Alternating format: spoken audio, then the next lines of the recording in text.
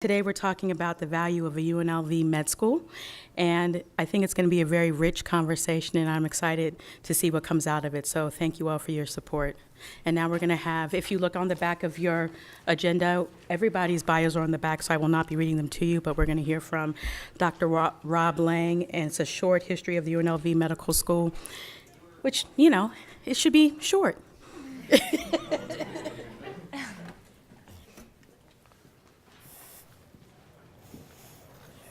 Does this clicker work? Yep. Okay. Can you hear me?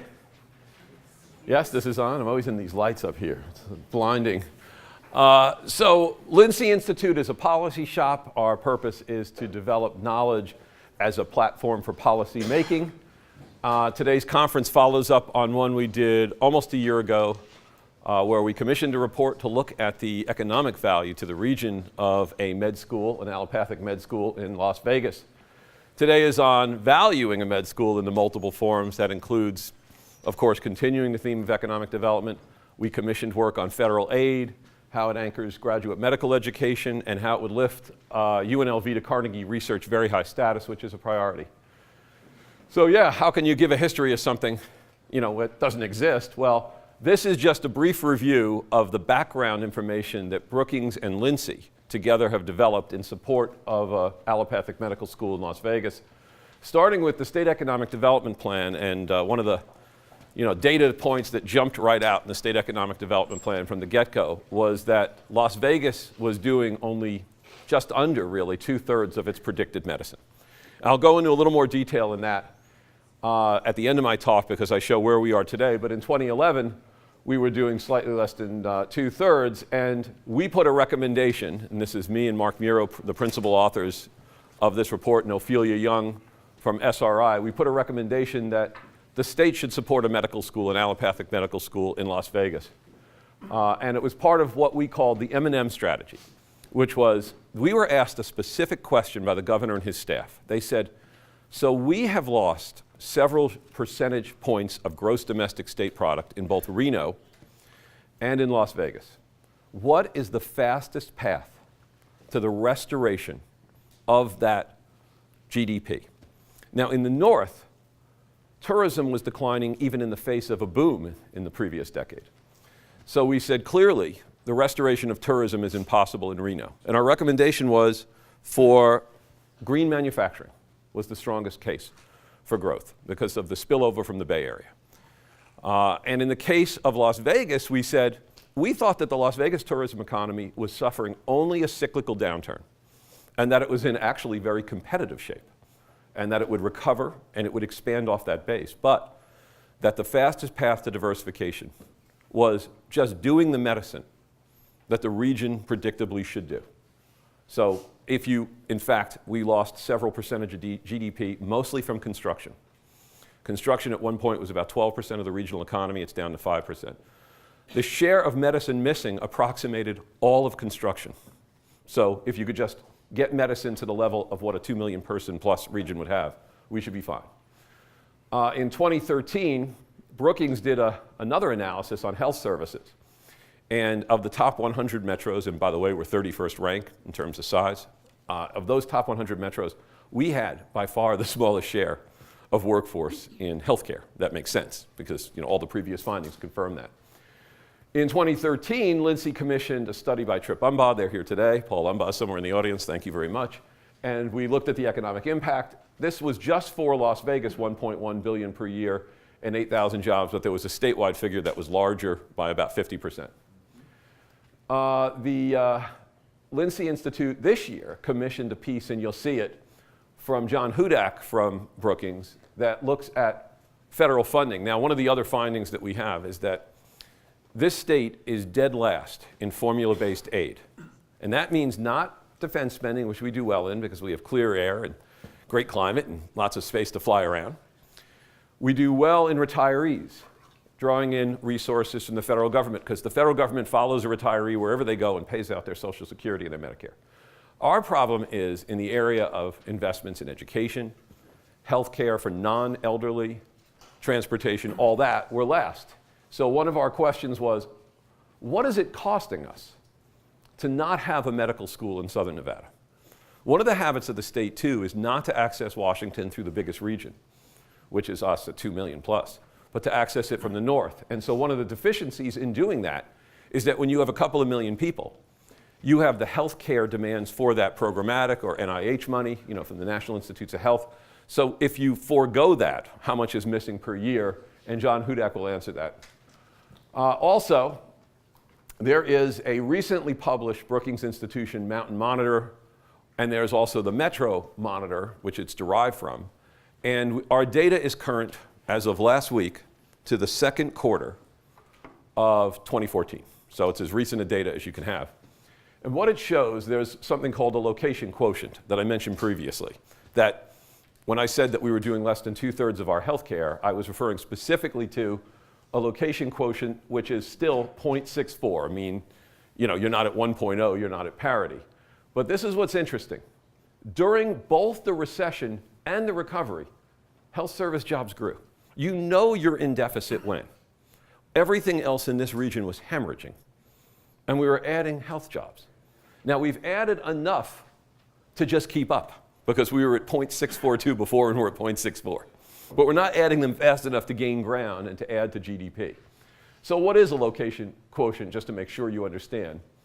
It's the metro area share of total jobs in an industry divided by comparable share nationwide. So values greater than 1 means that you're exporting, that it's a specialty. Values less than 1 means you have to import it. Keep that in mind. So this is where we are in 2014. We export leisure and hospitality. It is by far the largest export of the region and the state. In fact, it's the principal export, that's service export from the state of Nevada. There's some material export and mining, there's some gaming equipment, this counts under sporting goods, by the way. But for most of the state's wealth, most of the wealth we generate by exporting to other regions of the United States, and more importantly, to the rest of the world, it's actually leisure and hospitality. Construction has shrunk down to about parity. We're still a little high because we're still a Sun Belt region and we still have a little more growth. And then you look at trade and business services, and they're right at par. And then you see health and education, so-called eds and meds. Now, in the rest of the country, big metropolitan areas, which I'll show you how big we are in a second, really push eds and meds. That's been their great success, because the way it works in the United States is that the top 50 US metros are booming with education services and medicine. And they're exporting it to the rest of the US and to other parts of the globe. So if you think of the big Texas cities, if you think of New York and Chicago and Los Angeles. Now, where is Los Angeles exporting health services? To us, of course.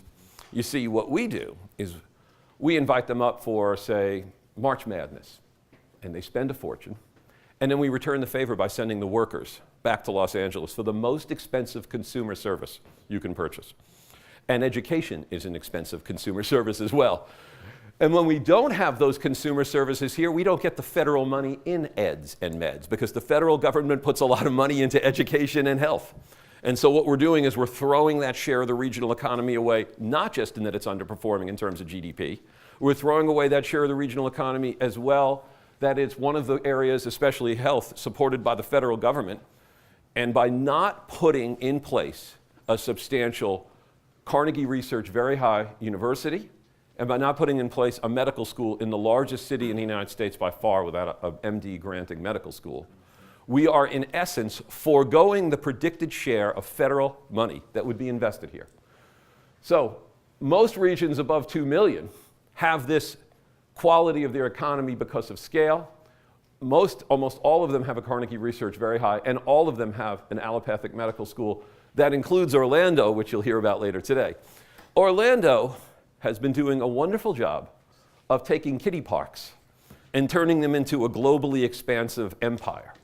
And it's been doing it in everything from the simulators that you sit in the Despicable Me ride at Universal, which came from their work at NASA, which is innovated at University of Central Florida, where we have the dean of the medical school here today, and by putting a good medical school in place, and by having different numbers than we do, which is to say, when you look at Orlando, they're almost 3 if you go on the website for Brookings and you pull up the metro individual breakouts on all these regional economies. Without going into detail, I don't have the time, I could compare Orlando to Las Vegas. The basic comparison is this. We have the same tourist sector by way of export. The difference is they're not at 1.0 in meds and eds, they're closing on it. So Orlando is filling in meds and eds in a way that we're not. We're still in deep deficit. We're just over 50% in education. We're 2/3 in medicine. And they're in the 80s. And they're heading for the 90s. And that's good for them because what that does is it means that Orlando's more resilient than we are. They've diversified their economy not by foregoing tourism where they have the world's competitive advantage in kiddie parks and translating kiddie parks into digital media and selling that around the world. All the games derived from those park rides now are one of the exports. What they've done instead is they've just said, for a region over 2 million, this is the share of medicine and education, and they have a Carnegie Research very high school in the University of Central Florida, and they have a med school. This is the share of that economy that our scale, that our requisite scale would support. So how big are we? We're just over 2 million in the region, 31st ranked. Our combined statistical area is 2 million plus, it's 2,273. And finally, this is the last slide, just to show you, people don't realize how big Las Vegas is. It's in a family of sort of similar size combined statistical areas that run from about 2 to 2.5 million, that are most of the big cities that you think of in the United States.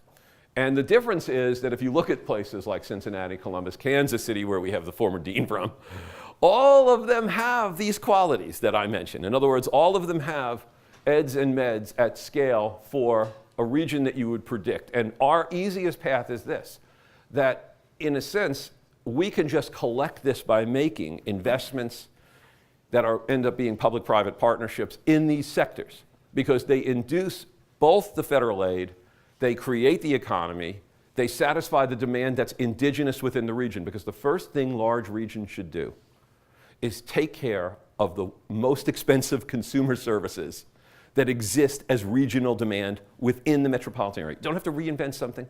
You don't have to create some crazy new technology. If you just educated everybody seeking that education services in rough proportion to population, and you provide medical services for every person in a region that's in demand of those medical services that doesn't have some kind of crazy specialty need that has to go to Los Angeles or Texas or New York, then you would have a much larger regional economy.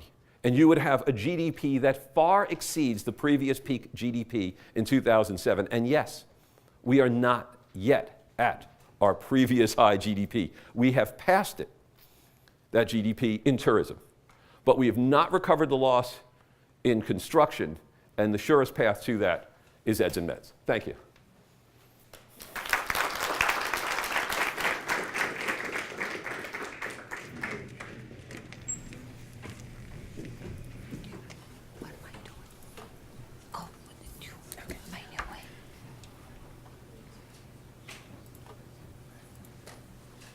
Well, that was Dr. Lang with a mouthful. It sets a very good stage for what we will talk about today. And now we have Dr. Barbara Atkinson, the planning dean for the UNLV Med School. Thank you. Thank you. And thank you, everybody, for coming and hearing about what we're doing and what the vision is for our school. I won't spend a lot of time on what the need for a school is. You just heard a fairly dramatic presentation of that. But I will say that in Kansas City, since it was mentioned that that's where I was before, we have 2 public medical schools. The University of Kansas turning out 175 medical students a year for 100 years. We have the University of Missouri, Kansas City with 175 medical students in a class. And we have a very strong osteopathic school as well with over 200 students in a class. So just to compare a region that's very similar to this one. In my mind, the real issue is there are not enough doctors here, there are not enough specialists here, and there's not that economic benefit here. That leads to long wait times for appointments, and it leads to people having to leave for specialized services. And that's really all I'm going to say about the need for the school. What the vision is one of the reasons that brought me here. The vision is really for an academic health center, which I'm going to talk about more in a minute, but it really is first and foremost to educate first 60 students a year in a class, increase that to 120 as soon as we have a new medical education building built, and build that building so it can hold 180 students in a class ultimately, because I think that's a reasonable number for this population. We'll be recruiting faculty starting this summer, a few actually this year who are the major education people, but we'll be recruiting the faculty in order to be planning the curriculum and to be moving ahead. So we'll have 120 faculty certainly by 10 years, but a lot sooner than that, I think we'll have more. The plan is to partner with the hospitals who are here, not to own our own hospital, but to partner with hospitals and other agencies and outpatient facilities here. And UMC and the VA and Sunrise, the St. Rose, Sienna, and some other hospitals look like they're going to be the ones who are our major partners. And we want to build research programs as well. So a full-service academic health center. We want to have the most innovative education program we can plan. So we've been talking to people over the summer and thinking about what doctors who are going to be practicing for the next 50 years, I hope, will need to know and how they need to think and what we need to do to teach them to do that job well. So the first thing that we've determined is that we're going to have a problem-based curriculum. And that's a curriculum that's very exciting to teach. It's very teacher-intensive, faculty-intensive, but it's where you start out with a problem like a patient comes in with a cough, something very simple. Then the students have to work out in small groups of 8 or so without the faculty member telling them how to do it or lecturing in any way.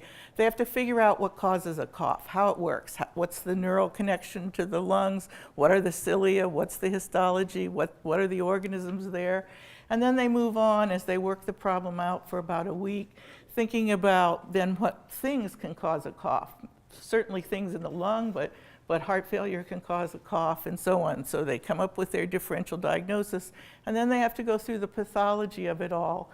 And the nice thing about this kind of education is you can weave in the social things. It could turn out to be TB and it's spread to the community from a person who refuses to take their pills. So you can weave a variety of things all into one problem.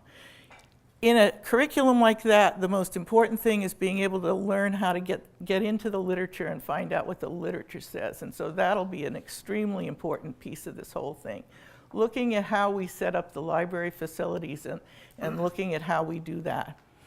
We've decided pretty much, and I think it's pretty for sure, that we'll have virtual anatomy. So we'll do anatomy instead of with a gross anatomy that's typical. We'll do it with MRIs and CT scans and a variety of ways like that. We'll do virtual histology, which is all digitized images. So as high-tech as we can make our curriculum, but we want to concentrate ultimately on the actual communication of the student with the patient and then the doctor with the patient, and classic history and physicals as well. So all that as we work as part of an academic health center. So just to remind everybody about what an academic health center is, I see it as the School of Medicine and the other health profession schools together, working together as teams, centering the whole healthcare market. Everything that goes from UMC to other hospitals, to partner other schools, because I think we can be very good partners with Roseman and Touro, and we are already working very closely with UNSUM from Reno. We all are in this together, and we all need to think about what'll better the health care for the whole state. Public health is important. Research institutes, I'm going to talk about the Ruvo Institute being one that's very important.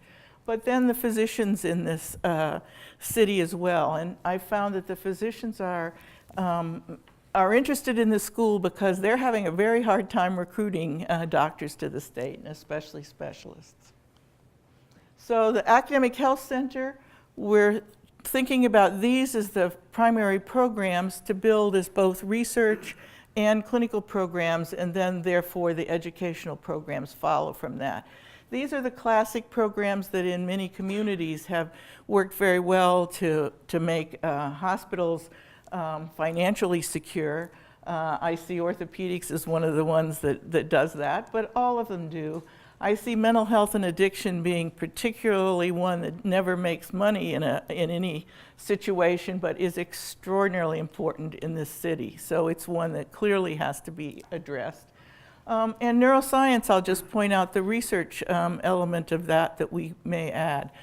Working with the Ruvo Institute, the Ruvo Center for Brain Health, they do 3 neurologic diseases, and they do them extremely well: Alzheimer's, Parkinson's, and multiple sclerosis. But if you look at all of neuroscience, there's more than that. There's ALS, there's epilepsy. Stroke is actually the biggest neurologic disease. Headache, a variety of other things that we can work on clinically. But most importantly, they do the phase 3 and 4 clinical trials. We can do all the basic research on the patient populations that they have in their 3 specialties, and we can even add, perhaps at some point, phase 1 and 2 trials into all that. So we can expand their capabilities, and they can provide a patient pool for our research activities that could be extraordinarily important. So that's how I see working with all of these things, finding pockets of excellence in this community. And I have to say, I found an incredible number of pockets of excellence. The pediatric cardiology at Sunrise is incredible in doing research and doing everything that needs to happen. At UMC, there are wonderful programs, and we can build on those. We can build some of the programs that don't exist, like a liver transplant program at UMC, a bone marrow transplant program. Right now, people have to leave Las Vegas to get either one of those. The liver transplant surgeons at UMC do harvesting of livers and send them out of Las Vegas. They do kidney transplants and other things, but it shouldn't happen. It needs to happen here. So the guiding principles, we've spent a lot of time thinking about what kind of students we want to take and what we want to have happen with them. But first of all, we want to select students who we think will stay in Las Vegas to practice. I think that's something that's been difficult here and is clearly our goal. So that may mean that they come from this region. It may mean that they have family ties in the region. It may be that they're local in surrounding states. But anyway, we will think about what causes people to want to stay. One of the things is generally older students who have families and ties to the community. And a diverse student body is more apt to stay as well, just because they have very tight ties to family often. We do need a diverse student body, and that's going to be a main piece that we actually work on. Our accrediting agency looks at diversity and says you define a population for your school, and ours will be Las Vegas or Southern Nevada. You look at the demographics of that population, and they want to see the student body mirror that. They want to see the faculty and staff mirror that. Now, if you think about the demographics of this population, we have a long ways to go to get a student body that will be even close to that. But we are going to work very hard to do it with pipeline programs, with other colleges, Nevada State College, other UNLV, our own population of students is actually very diverse. So that's going to be important. Then we provide an education that students like and that they want to stay and continue. So our timeline, we've actually are now at the second stage. The first stage we passed. We did a financial plan for 10 years for the Regents in May, worked on the vision across the summer. Now, I'm happy to announce today that we really have sent in our application to be an accredited school. So that went in last week. It's exciting. It's the first step. Accreditation goes forever, but the first few steps are sometimes the hardest. So we're really happy that we are officially going to be listed on their website as an applicant school. I'm recruiting now for a senior associate dean or vice dean for education, and we'll be recruiting a couple other people across this next few months. But here comes the hard one. Between now and next August, we have to have the entire school planned. And that is a big job. And so I'm asking people in the community who are interested in helping on committees and things like that. We'll really start that in a major way in January, the self-study. But you have to plan all of the student activities, the student admissions, the student support services, the financial aid. You have to have the whole curriculum for the first 2 years outlined completely. And I think we're going to be fine on that one because we really have a way of using some problems that we can buy from another school that have been well used. So we certainly will do our own modifications, but that'll be the relatively easiest piece. But you have to have all the rest of the curriculum structure done. You have to have the faculty things done, all the committees set, all the faculty appointments set, and you have to have the affiliation agreements done, as well as the financial plan. But the financial plan, I think we're in good shape for. So that's a big job. We then go to what you send that into the LCME, which is the accrediting agency, Liaison Committee for Medical Education. They review it, and if they think it's good enough, they'll come for a site visit sometime over that year. And you hope at their meeting in May, they'll give you permission to recruit the first class in the fall of 2016. Medical school recruitment is really September to the end of December, so you have to have that a year ahead of time. And then if that all goes well, our first class will start in 2017, graduate the first class in 2011. So that's the plan. And as I said, the hard part is just starting now. One of the special programs we're thinking of, one of the special things we're thinking of doing is offering certificate programs, core blocks in each of these areas for everybody, but then offer a certificate program of 18 credits for medical students that want to get more in depth in any of these areas, but also for other health professionals who want it, or for continuing education for physicians and other nurses and others who want it, or for just people who really are interested in each of these areas. And each of them is an area that we think is really important. And we're just, I think, going to be adding a mental health one as well, because that's so important. And just figuring out the agencies and the way mental health is organized and understanding it better, I think it's going to be important for people to have more in-depth learning in those areas. But every student will get a core amount of material in these areas. So I want to talk about graduate medical education for a minute, because that is extraordinarily important and possibly the missing here just as much as the medical school is missing. In graduate, and just to review what happens, besides the college and university, 4 years of medical school, residencies at a minimum are 3 years. You graduate from medical school and you have an MD, but you can't practice at that point. You can't practice until you have finished your primary residency, which is anything from 3 to 7 years. And it's the surgery ones that are more like 7 years, but all of them are a minimum of 3. At that point, you can practice. If you want to, you can go ahead and take a fellowship, and there's varieties of fellowships offered. In Las Vegas right now, as primary residencies, there are 24 of them that the American Board of Medical Specialties certifies. We have 10, with 11 starting next summer. So 10 of 24 is all we train in all of Nevada right now. In fellowships, the American Board of Medical Specialties says there are more than 130 of them, but many of those are not certified. But just in internal medicine alone, the subspecialties would be things like pulmonary, GI, cardiology, rheumatology, kidney, and so on. There are 20 of those, and in this city right today, we train 1, and it started in July. There will be at least 2 more added next year, and this is added out of UNSUM. That'll be pulmonary and GI, and right now there's cardiology. So a huge gap in just regular specialties. So we need to add a lot more GME spots. We need more primary care doctors. That needs to be added, but we need to be adding these specialties. We need to be training our own. The physicians in this city want to be helping in training them, those doctors because they can then see how good they are. They can pick the ones that they want to hire. They don't have to be hiring everybody from the outside. So we need both primary care and specialty. The good thing about having GME is it brings faculty together. And in academic health centers, there's a team, and the team might be, you've probably seen it on TV if you haven't seen it in a teaching hospital.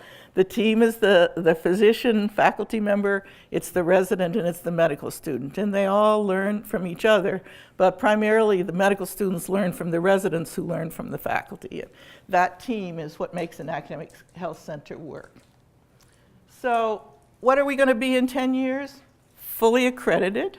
I hope before that you can only get fully accredited by the time you have your class in the 4th year. That's when you hope that you actually get it, because those poor students would be in trouble if you haven't gotten it by that point.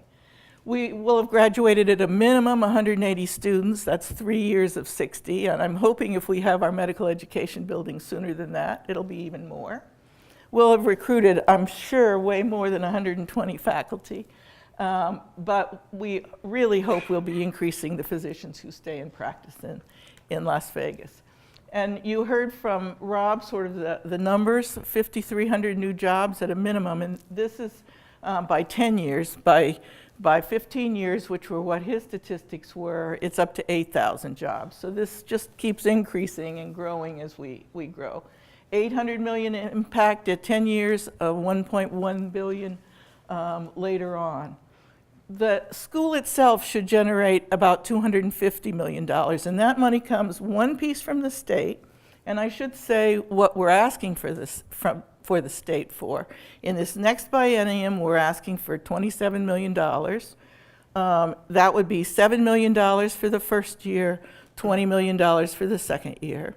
By the time we cut out to 10 years, we'll be asking for something like $43 million a year, which sounds like a lot, and it is a lot, but the impact is that we would generate $4 for every $1 that the state would put in. The generation is first that state piece, then it's about $50 million of federal research money that would come in, and then it's about $80 million of clinical practice dollars that would come in from the physicians who are practicing as they teach. And then there's a piece of money that comes from the hospitals that pays for services for the faculty physicians. And then there's a piece of philanthropy, which we hope is very high as well. We are going to need a lot more money than the $43 million or in this early stage, the $27 million that would come from the state.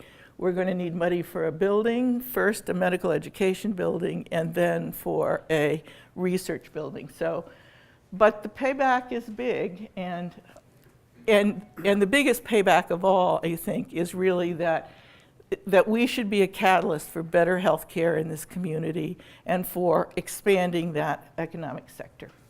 Thank you.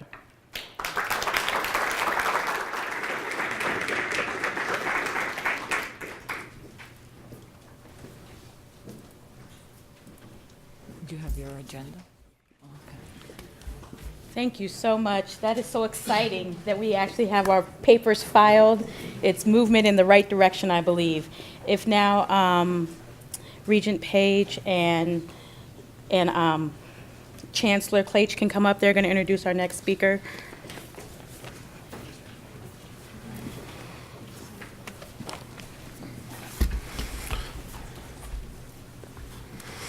Good morning. We all know that keeping pace with Nevada's historical growth over the past 20 years has been a challenge. We also know these challenges will continue to compound as our population continues to grow and age in the coming 20 years and beyond.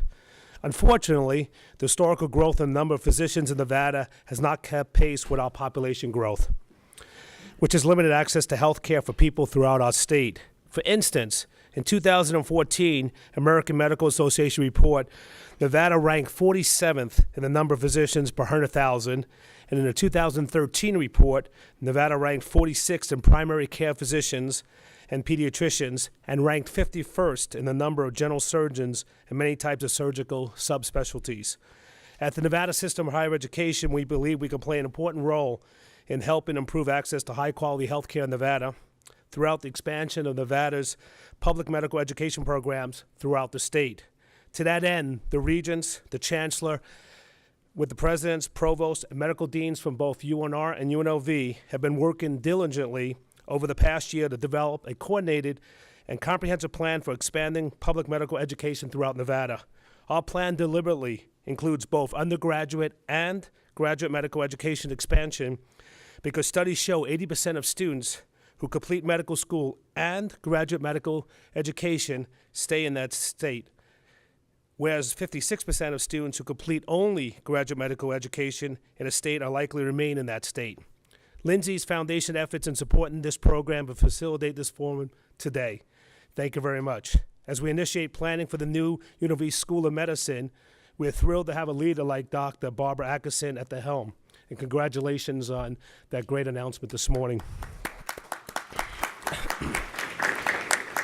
Her vision is ambitious and academically robust, with emphasis on urban, medically underserved and diverse populations, and a goal of improving access to high-quality care for our community. Dean Atkinson is working closely with Dean Schwenk and the UNLV Deans of Dental Medicine, Public Health, Nursing, and other health science leaders throughout NSHE to promote collaboration and excellence. She is also reaching out to our partners in the private medical schools and other healthcare stakeholders throughout our state as she develops her plan.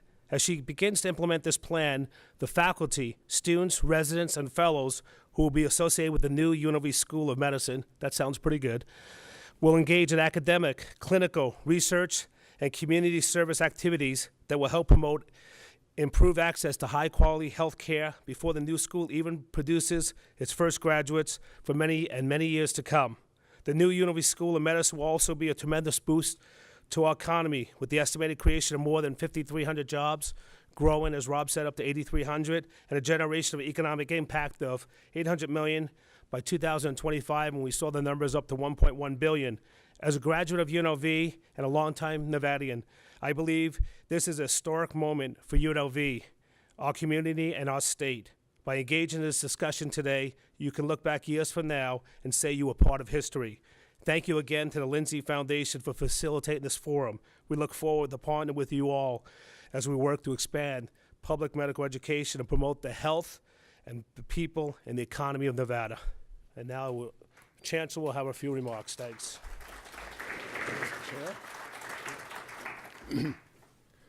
First, I'd like to thank Dr. Lang and the entire team at Lincy for inviting us to be a brief part of this. And I've assured Maria that the key word of that sentence is brief.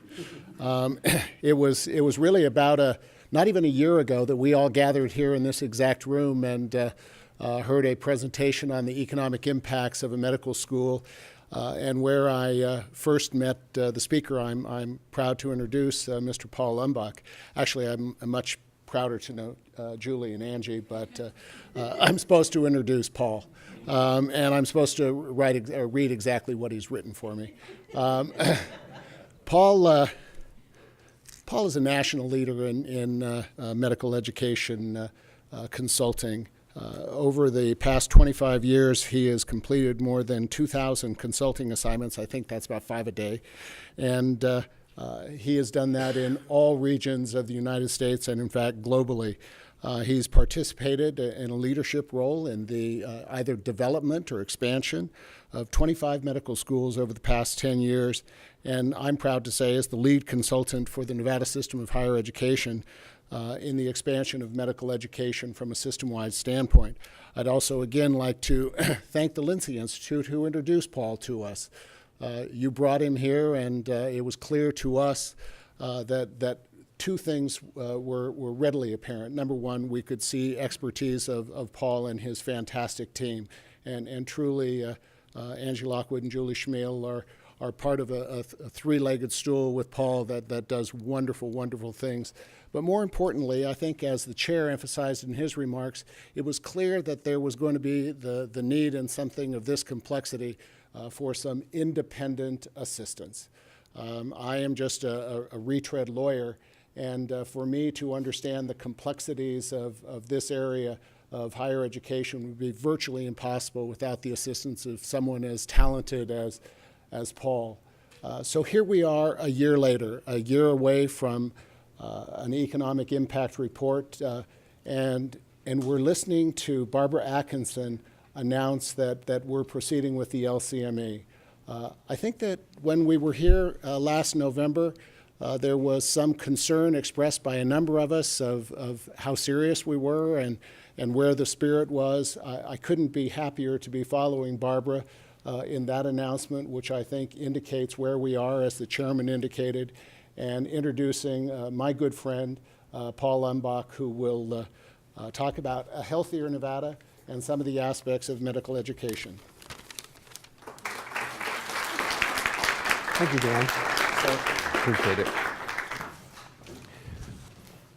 Good morning, everybody. It is a real pleasure to be here. I want to thank everybody from UNLV, the Lincy Institute. Thank you, Dan, and also Chairman Page.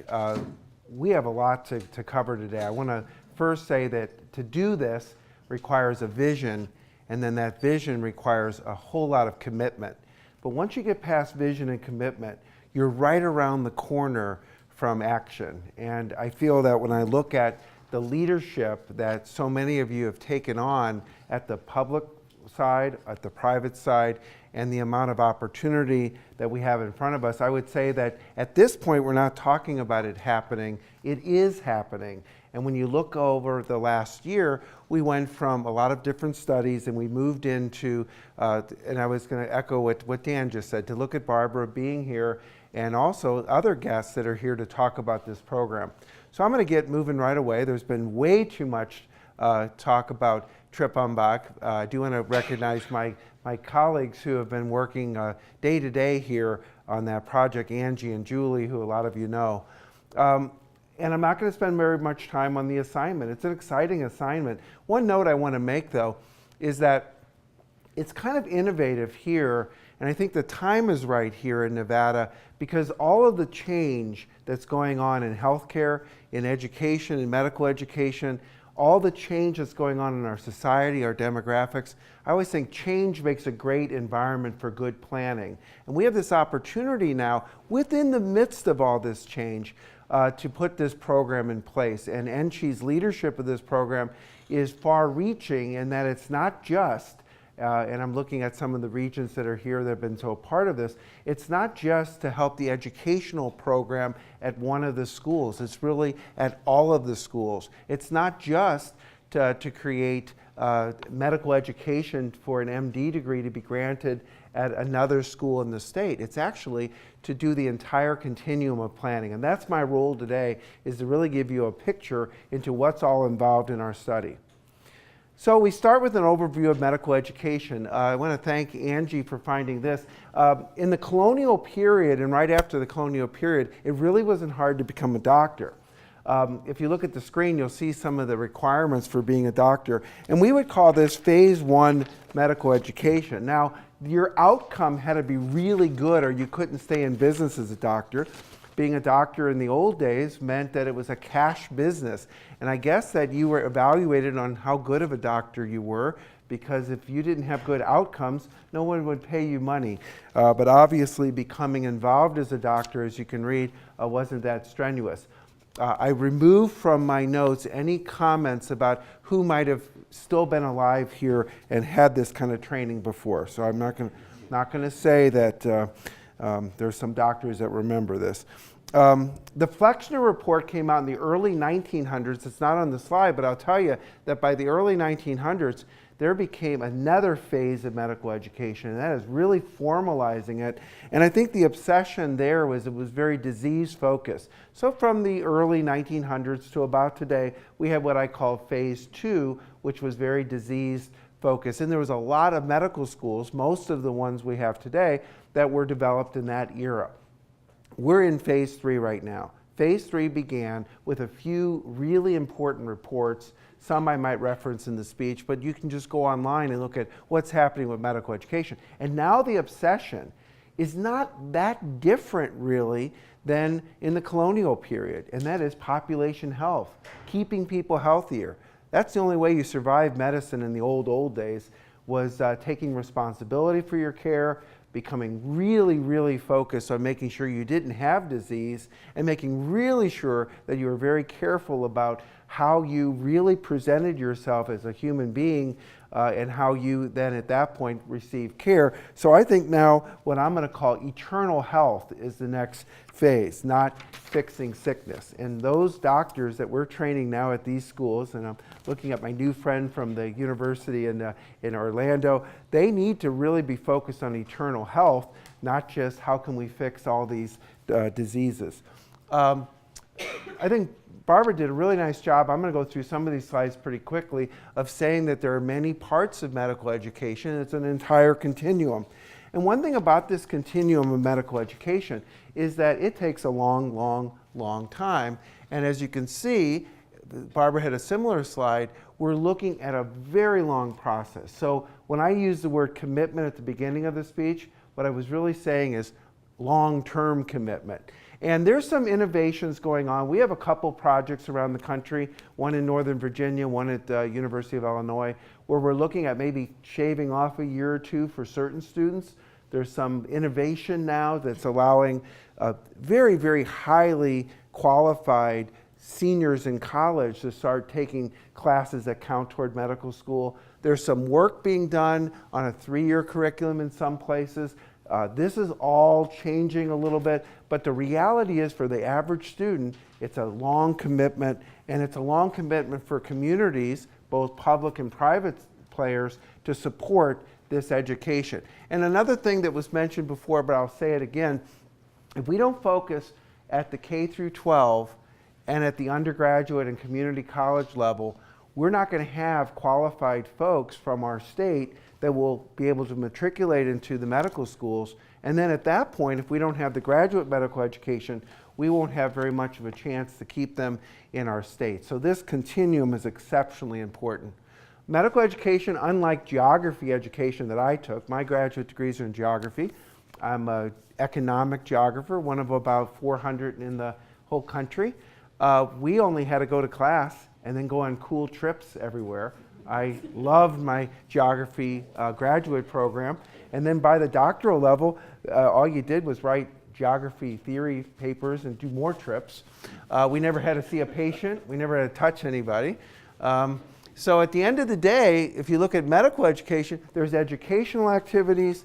There's also patient care activities. Doctors, as you know, are trained both in classrooms, clinics, hospitals, they're trained in community settings, and when it's all said and done, they have to be experts at keeping the care of patients is the part of their training. And as you can see from this diagram, it's complicated. It involves an entire community. And you know what I also learned as a patient in the last several years? It also requires patience. We're part of the educational process. When we're in a setting where a medical student or a resident is there, we're all part of it too. So it's probably the most holistic training of any discipline in the entire academic world. Graduate medical education, I'm going to deep dive a little bit here. I think what a lot of people don't understand, Barbara said it first, those folks that graduate at that white coat ceremony that get that MD degree, or in an osteopathic school, the DO, they are actually not able in this country or in this state to practice medicine. So they have to have this additional training. And the sponsorship of these programs can be public entities and medical schools. They could be hospitals, consortiums. There's a whole bunch of ways. The VA has a big training program. There's also federally qualified health centers. There's a new program called Teaching Health Centers. But no matter what pathway you go through, and here are some of the pathways you can go through, we have to create in our state more training opportunities. Right now there's about 350 residents in these 10 programs in the state. Barbara was mentioning some of the numbers, and we need to have that grow by several hundred more as this new second medical school, public medical school, gets added to the state. So it's going to be a lot of these pieces coming together.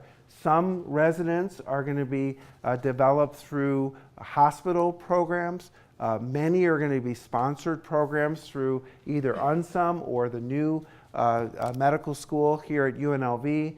And there'll be all kinds of other pathways to follow, like teaching health centers and FQHCs. Federally qualified health centers actually have different funding streams. The VA is also an organization that's upping its commitment to graduate medical education. This slide here just talks a little bit about the prong of federally qualified health centers. There's a lot of reasons to collaborate now with the public health world. And we're seeing in the last maybe 5-10 years a real shift from doctors being trained in isolation and from the rest of the health professions being trained in isolation. And now we're looking at really bringing together and marrying teams of caregivers in settings like community health centers. And the Affordable Care Act had a big kind of push toward that. But I think a bigger push toward that is just the realization that the outcomes have not been as well without this new team-based program. And doing it in community settings close to where people in need are just makes a lot of sense. The other thing that's happening around the country, and my team's been involved with about 20 projects now, is bringing groups of hospitals that have never had residency programs together. Something that the federal government has never wanted to tell people since 1965, and especially since the Balanced Budget Act of 1996, is that if you've never had a residency program, you can actually start one and establish a federal funding stream. And I have clients almost every day who call me up and debate this with me because they're sure that I'm wrong on this. They're saying there's no way that you could be right that a hospital, my hospital, could establish federal funding for graduate medical education. And I always say, we're right, it's just not promoted. And so one of the things we're doing around the country is getting groups of hospitals together who have never started a residency program and encouraging them to receive some of the federal funding that they can receive. And doing it as a consortium, doing it as a group of hospitals around a region or a state is a very effective way to do it. GME funding, as you might know, and if you don't, I'm going to tell you all about it, comes largely from Medicare and Medicaid. And one thing about this program is that in the mid-1960s, it was determined that resident training would be paid for through Medicare. And there's a formula that was developed to allow the amount of money that you would receive as a hospital to be proportionate to the number of people on Medicare that you were serving. And as a result of this program, and it was based on the ratio of beds, there's a very complicated formula. But as I just said before, in 1996, if you had a program as of 1996, let's say you had an internal medicine program in Iowa, or you had a surgery program in Kentucky, or you were a big academic medical center like UCLA that might have had 40 or 50 different programs, at that stage, at that point, you couldn't get any more federal funding. Now, here's another misnomer. Did the cap mean you couldn't add more residencies? No. Did the cap mean you couldn't have more residents? Not at all. In fact, about 1 out of every 5 residents in America are funded by something other than CMS. And in fact, any hospital that wants to, any teaching hospital that wants to add a program or add more residents can, but the federal government won't pay for it. So it's really a cap on funding, not a cap on numbers. And again, a lot of audiences, a lot of people I talk to say, I'd love to add more residents, and they think they can't because they don't think they can do it. But yes, you can. You just have to pay for it. So that's where a whole bunch of innovative funding programs have come together to make it possible, even in places like University here and some of the other hospitals in the region that have programs to be able to grow their residencies even if they have a cap. The current funding situation is not good from the public side. If you look at federal funding, it has been declining. I think one thing that's very important to keep in mind is that there's not a big groundswell of support in the United States in the current situation to add more funding. There's about $11 billion a year that's provided by Medicare. There's a lot of pressure right now in Congress to grow graduate medical education, to fund it more.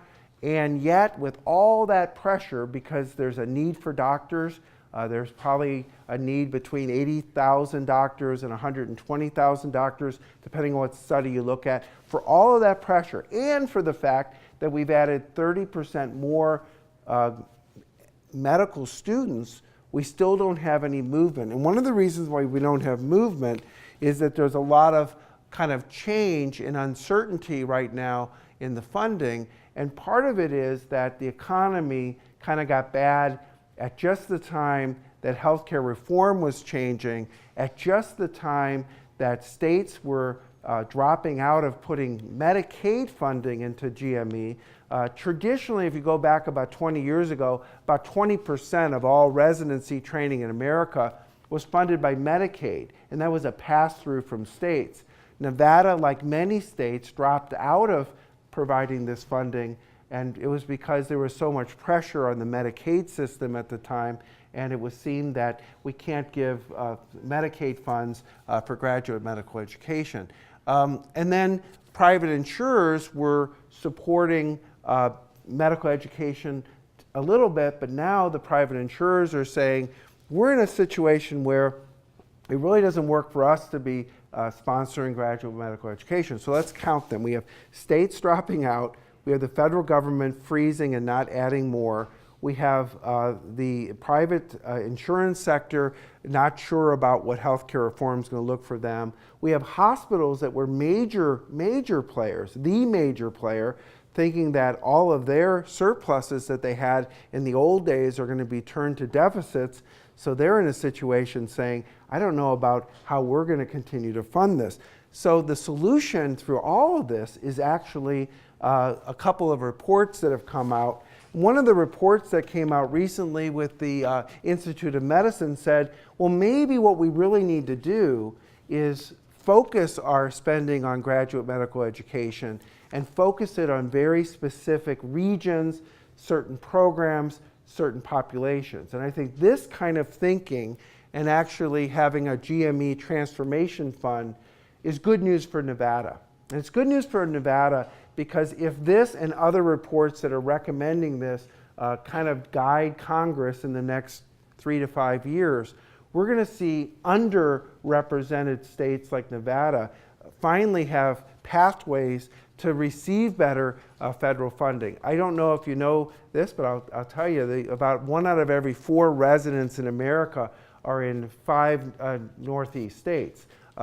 New York, Pennsylvania, New Jersey, Massachusetts, and Connecticut have about 1 out of every 4 residents are in those states. If you look historically around the country, most of the southern and western states are underrepresented in the amount of residents per capita they should have. And I think that these kind of movements, and there are many other reports that we will cite in our final report, that are kind of moving in that area.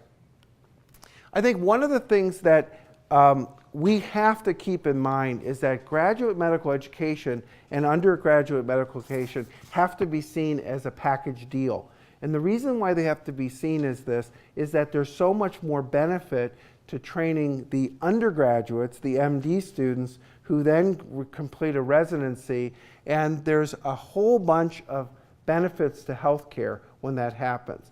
Benefits to hospitals, benefits to community health, and I think if you look at this screen, you'll see that there's lots and lots of benefits, also economic benefits from hospitals having teaching programs. I think the key to this whole program, though, is making a difference in the community. We have a huge challenge in Nevada to keep this growing and ever diverse and challenging population healthy. We look at Rob's numbers before. I can't believe that the coefficient for health is at 0.62 or 4, when you consider that, that really means that billions and billions of dollars are leaving the state every year. So the old line that the largest health system is McCarran International Airport starts to really hit home when you realize that so many people with the means to travel do travel. But I think the bigger question is, what about those who don't have the means to travel? And what about the health needs of this very diverse population? So we really think that there's an economic benefit to having this healthcare sector grow. And I believe that academic medicine has been the most proven strategy to do that. And I think when you hear from our other speaker today, and certainly the first speech, you'll see that there's really quite a strong vision for that. I want to also say that through the expansion of GME and UME, we're able to really start to develop a pipeline that will lead to success. Two things I want to kind of leave you with in terms of the success of this. And it started with the cover slide, which I didn't comment on, a healthier Nevada. We don't usually think about it, but if we don't have folks trained to help us as people in this audience become and maintain our health, that's really a deficit. And I feel that this program, when it puts together the undergraduate and the graduate medical education and the continuing medical education, we have a great opportunity to see the health status improve. But we also have the best opportunity of working through the public system. We have the Board of Regents has made a strong commitment to have a program that's not just undergraduate medical education, but also graduate medical education. And through this plan and through this partnership, we're going to achieve a lot of wonderful things. So I want to thank you for your attention and time this morning. Thank you, Maria, for inviting me.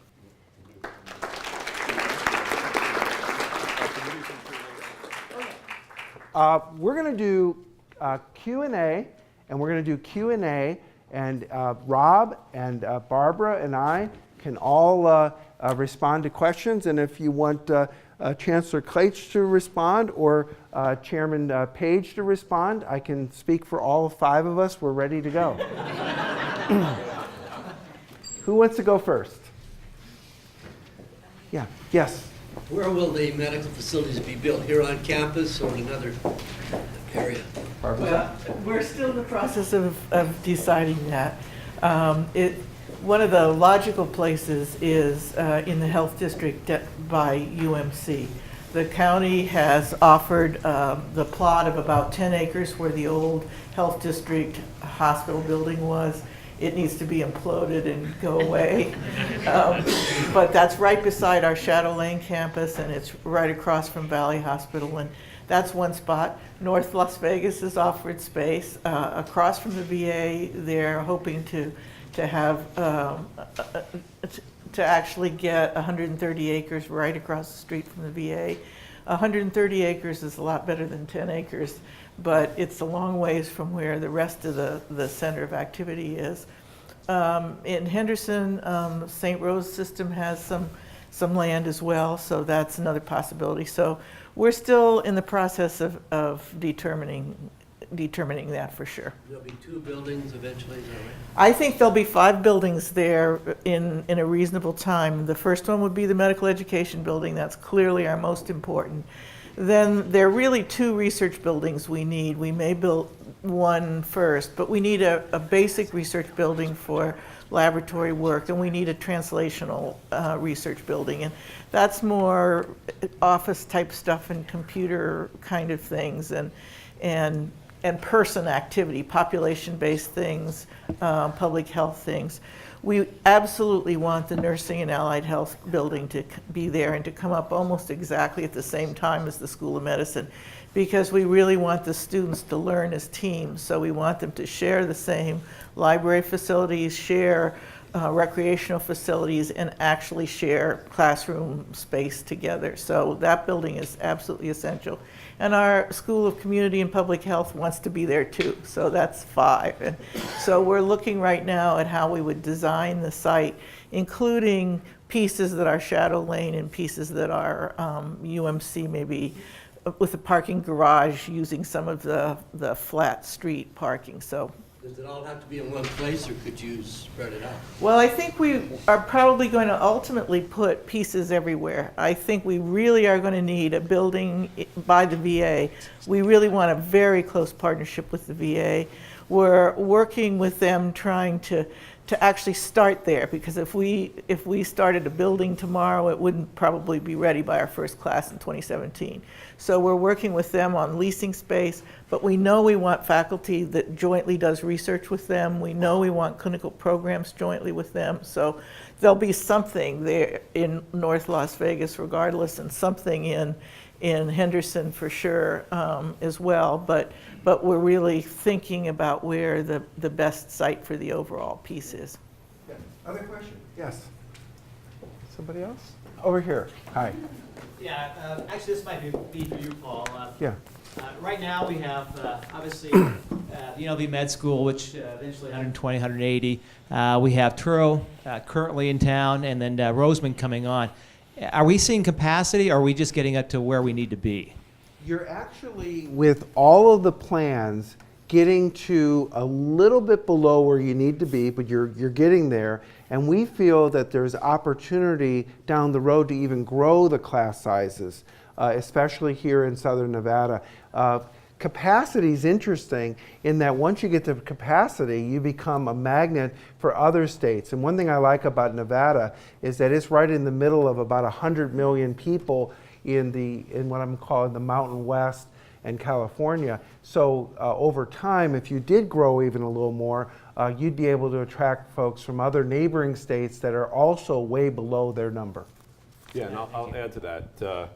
So yeah, 0.64 is way low. You look at Kansas City, which it was 100,000 people bigger. Mm-hmm. And you look at the numbers out of Kansas City. Most big regions export this stuff. Right. So even Tucson exports to Mexico, and it exports to all of southern Arizona. We're in a sort of greater Mojave region, where southwest Utah is booming, for example. And so there's a larger space out there of people who are proximate to us, who would use us if we built that capacity. So we shouldn't be at 1.0.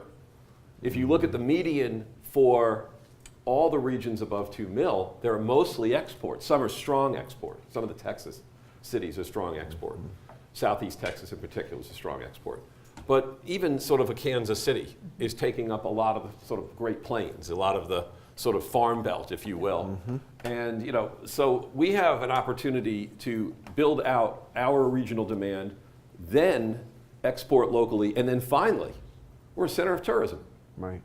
And so we can still offer that. Right now, we're the world's leading medical tourists. We're the medical tourists. It's all of us. We go to California for health services. We could reverse that flow, and the wealth that would accumulate from that is substantial. Yeah.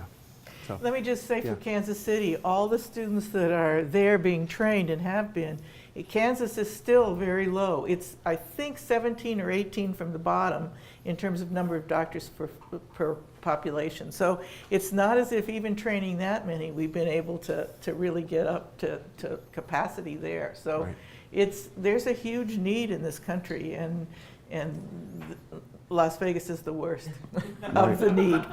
yeah.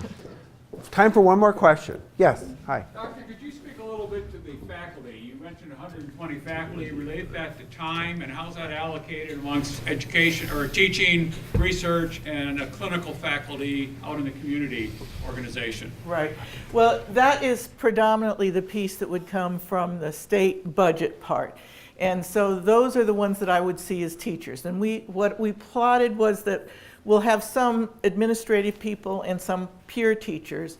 We'll have a lot of faculty who are half and half. They'll either be half teaching and half research, or they'll be half clinical and half teaching. So that's what that 120 pool is. With building programs that we hope philanthropy will help us jumpstart many of those programs, we could end up in 10 years with a faculty that's 300 or 400, and I think it would not be unreasonable. And I think you'll hear what's happened in Orlando in that regard. So this is the pool that's at least half teaching and half other. Great. Lindy? I don't know if this is working. I feel like 10 years ago this was common sense. 2 years ago we were starting to get data. Now the story is so compelling and obvious. What are our barriers? It doesn't matter how compelling or how obvious this is. What are the barriers that we're going to run into as a southern part of this state to get our med school done?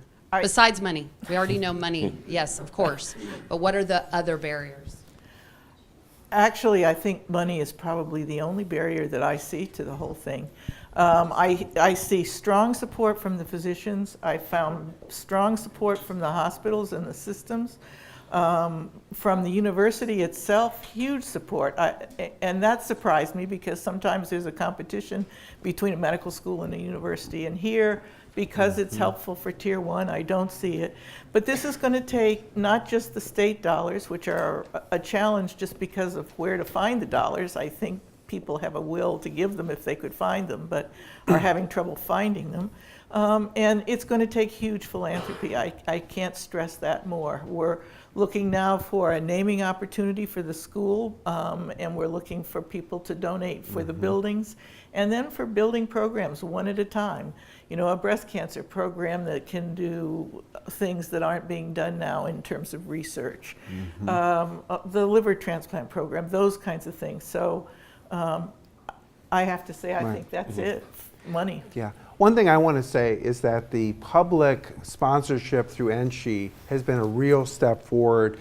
The statewide steering committee that we are the consultants for have gone a long way, not just with historic MOUs and vision statements, but really a budgeting process that looked at raising the money for quality medical education, both here and also in Northern Nevada.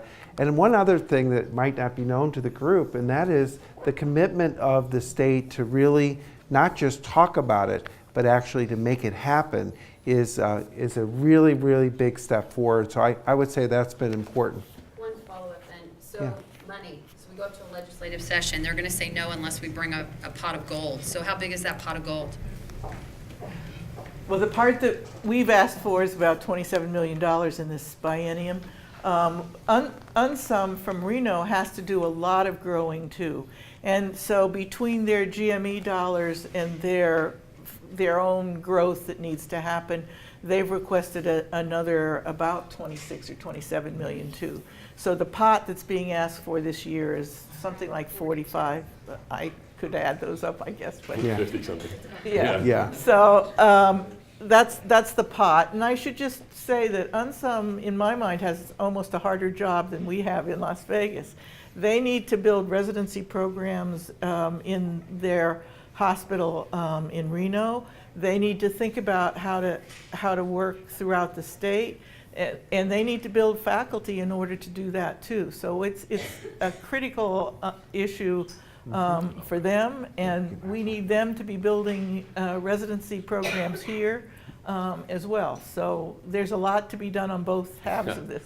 All due respect, they've had 30 years to figure that out. Yeah. I feel nothing about that.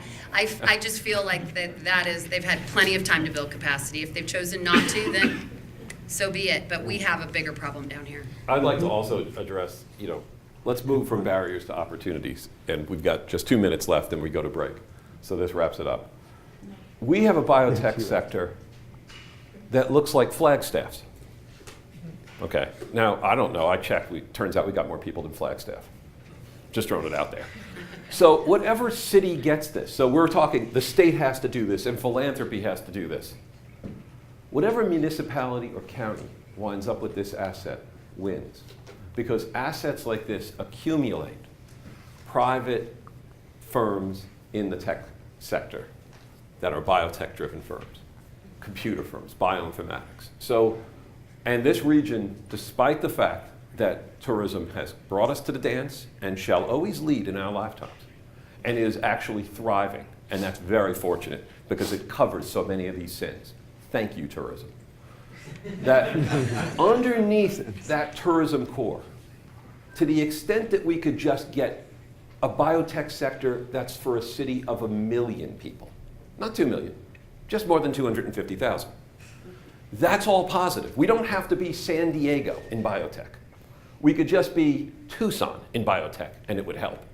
And whatever municipality gets that should put skin in the game, because they have bonding.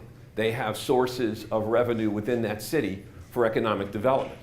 And so there is also a local contribution to this. And this is the richest part of the state. This is the area of the state that has the highest capacity to contribute. So don't undersell that. So there's three big components of this. Philanthropy, yes. State share, which is really basically the operating. A lot of the building construction should come from the municipality, and then there's new market tax credits from the federal government, another thing that we didn't even have one credit till this year. The program began in 2000, and the whole time from 2000 till today, we had zero new market tax credit money in Nevada, in southern Nevada. We finally have that. You cannot believe how many places around the country have leveraged that for the med school. So there's so many sources of fundings for this thing, and we have such a large region to leverage off of that this is now in our hands. As long as the state, and it's in the state economic development plan, says, yes, this looks like a good idea, and here's a nominal amount of money to secure operating. The rest of it's up to us. I think we'll get it done. I have all confidence we will. One other stronghold is the idea of developing a strong network of federally qualified healthcare centers. In the majority of, especially if you go back to the East Coast and the Midwest, they have very dense, these centers not only provide care on a sliding scale, so for those who don't have access, even with the Affordable Care Act, now they're becoming teaching grounds for the GMEs, as Paul referred to. So there's also a huge opportunity, and they're funded, they get paid at a different rate from Medicare and Medicaid at a higher rate, because they're providing those who don't have access.